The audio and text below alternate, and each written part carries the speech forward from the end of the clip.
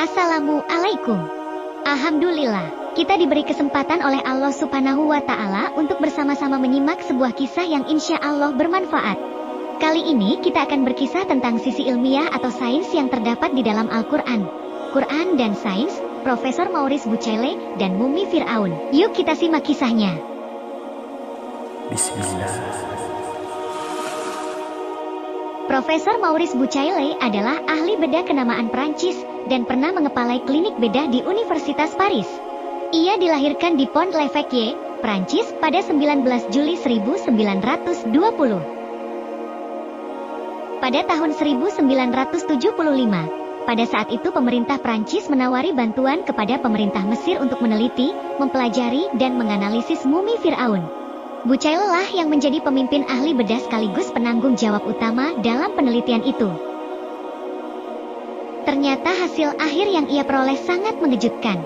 Sisa-sisa garam yang melekat pada tubuh sang mumi adalah bukti terbesar bahwa dia telah mati karena tenggelam. Jasadnya segera dikeluarkan dari laut dan kemudian dibalsam untuk segera dijadikan mumi agar awet. Namun penemuan yang dilakukan Bucaille menyisakan pertanyaan.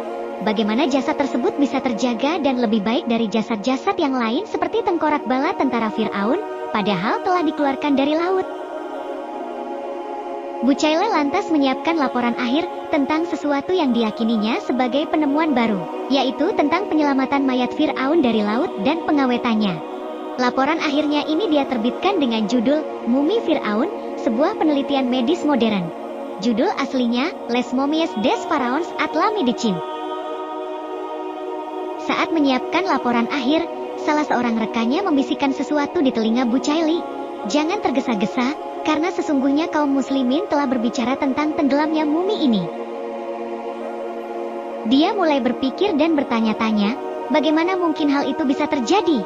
Bahkan, mumi tersebut baru ditemukan sekitar tahun 1898 Masehi, sementara Al-Quran telah ada ribuan tahun sebelumnya, sekitar 1400 tahun yang lalu. Setelah perbaikan terhadap mayat Fir'aun dan pemumiannya, Prancis mengembalikan mumi tersebut ke Mesir. Namun, ia masih bertanya-tanya tentang kabar bahwa kaum muslimin telah saling menceritakan tentang penyelamatan mayat tersebut. Dari sini kemudian terjadilah perbincangan pertama kalinya dengan peneliti dan ilmuwan muslim.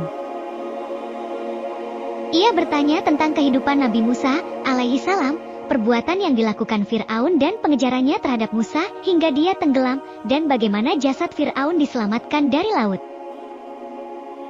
Maka berdirilah salah satu di antara ilmuwan muslim tersebut, seraya membuka Al-Quran dan membacakan untuk Bucaille firman Allah Subhanahu wa Ta'ala.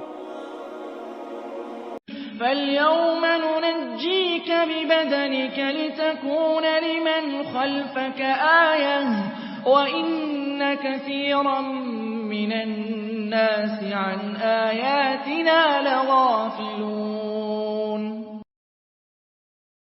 Maka pada hari ini, kami selamatkan badanmu supaya kamu dapat menjadi pelajaran bagi orang-orang yang datang sesudahmu, dan sesungguhnya kebanyakan dari manusia lengah dari tanda-tanda kekuasaan kami.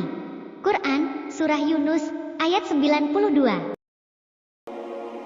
Ayat ini sangat menyentuh hati Bucaille. Ia mengatakan bahwa ayat Al-Quran tersebut sangat masuk akal dan mendorong sains untuk maju. Hatinya bergetar, dan getaran itu membuatnya berdiri di hadapan orang-orang yang hadir seraya menyeru dengan lantang, "Sungguh aku masuk Islam dan aku beriman dengan Al-Quran ini."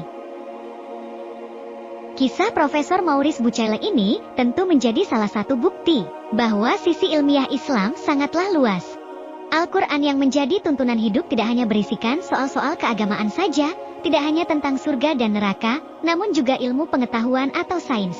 Dan ini juga sekaligus menjadi bukti mukjizat Al-Quran. Bagaimana sebuah ilmu pengetahuan yang baru disadari oleh ilmuwan modern ini, ternyata sudah disampaikan oleh Al-Quran sejak 1400 tahun yang lalu. Semoga kita bisa mengambil hikmah dan pelajaran dari kisah ini, menjadikan kita semangat untuk selalu menuntut ilmu, mempelajari Al-Quran dan ilmu agama Islam ini. Sebagaimana yang telah dicontohkan oleh Rasulullah, para sahabatnya, para ulama, dan semoga Allah Subhanahu wa Ta'ala ridhoi kita tetap berada dalam barisan umat Nabi Muhammad SAW yang beriman hingga di akhirat kelak. Amin. Wallahu alam bisyawab. Wassalamu alaikum. Bismillah.